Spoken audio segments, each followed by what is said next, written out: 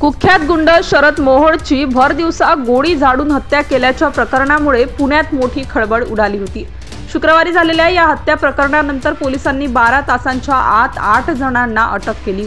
मुख्य आरोपी मुन्ना उर्फ साहिल पोळेकर आणि मास्टरमाइंड नामदेव कानगुडे यांचा यामध्ये समावेश आहे।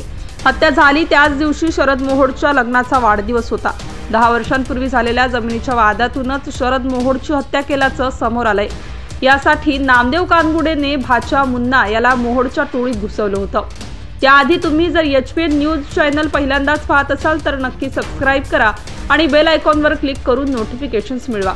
मुन्ना पोळेकरने महिनाभर आधी टोळीत प्रवेश करत विश्वास संपादन केला। त्यानंतर गेल्या आठवडाभरापासून तो सतत शरद मोहोळ सोबत होता। शेवटी लग्नाच्या वाढदिवशीच त्याने गेम केली। यासाठी 3 ते 4 महिन्यांपूर्वी पिस्तूल आणल्या होत्या। तसंच गोळीबाराचा सराव भादे इथं करण्यात आल्याची माहिती आता समोर येते। कुख्यात गुंड शरद मोहोळ याच्यावर फायरिंग करत खून करणाऱ्या साहिल उर्फ मुन्ना पोळेकर यांनी मुळशीतील भादे गावात गोळीबाराचा सराव केला होता। मामाच्या बदल्यासाठी आरोपी मुन्ना पोळेकरने शरद मोहोळची हत्या केली आहे। सुतारदरा इथं घराजवळच शरद मोहोळवर मुन्ना पोळेकरसह 3घांनी गोळीबार केला।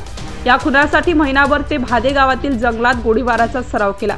आता या सरावासाठी त्यांनी काडतुसे कुठून आणली, पिस्तूल कुठून आणि कुणाकडून विकत घेतले याचा तपास पोलीस करत आहेत। शरद मोहोळ हत्या प्रकरणातील 6 आरोपींना 5 दिवसांची पोलीस कोठडी सुनावण्यात आली आहे।